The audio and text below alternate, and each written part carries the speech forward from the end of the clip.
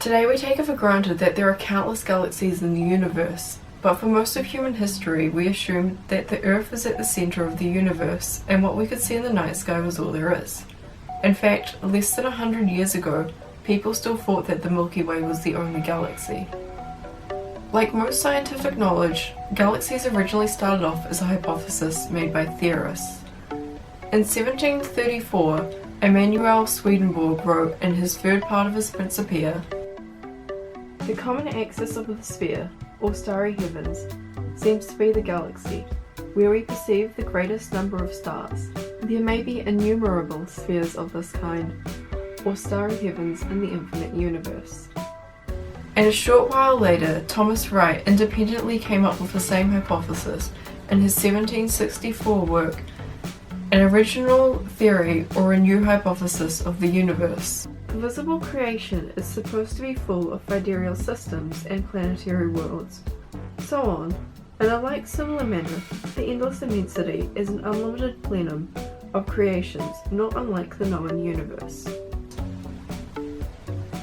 Basically, they both had the same idea that the universe is more or less the same everywhere, much like we believe today.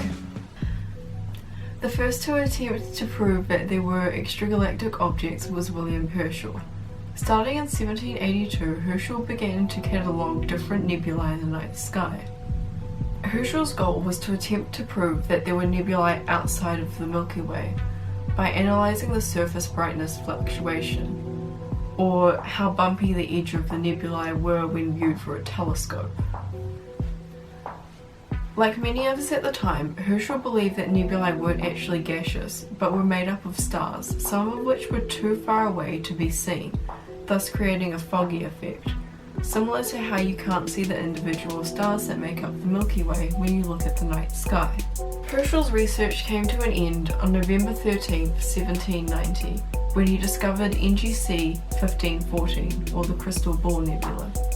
The Crystal Ball Nebula is a planetary nebula, so it's made up of a single star surrounded by gas, which thoroughly disproved Herschel's belief that nebulae were not made up of any gas.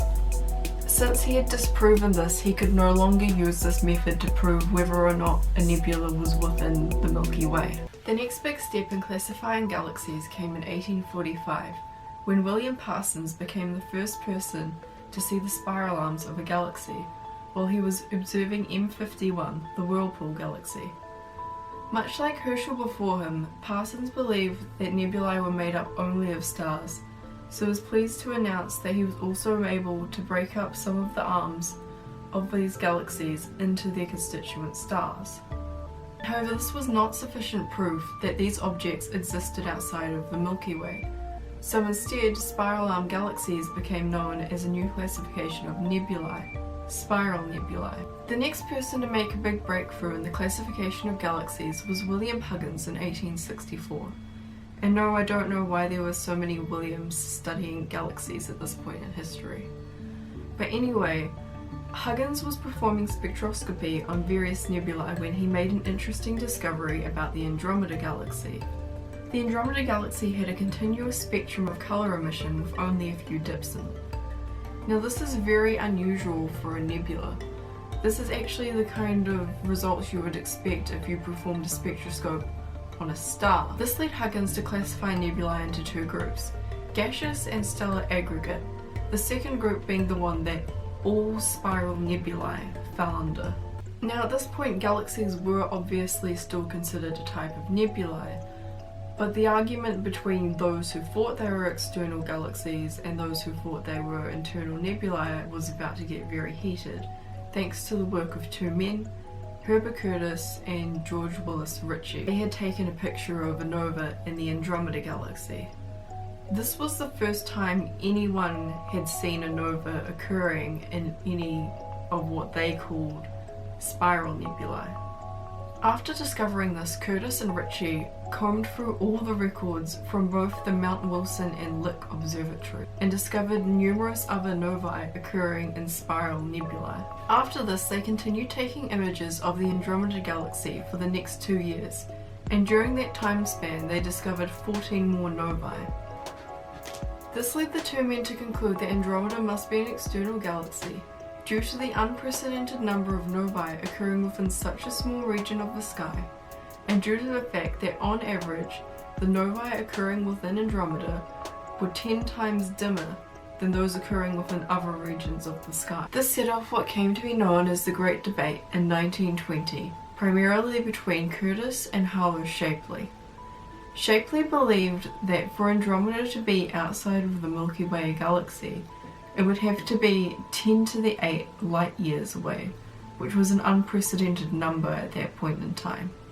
And Curtis had only proven that Andromeda was 500,000 light years away.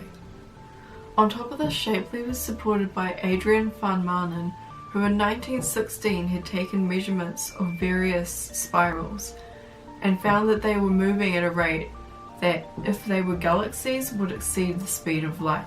However, this was later disproven by Knut Lundmark when later he repeated van Manen's measurements and found they were off by a factor of 10. Van Manen also argued that the nova observed in 1889, which outshone the entire Andromeda spiral, would have been unbelievably huge if that was coming from a distant galaxy.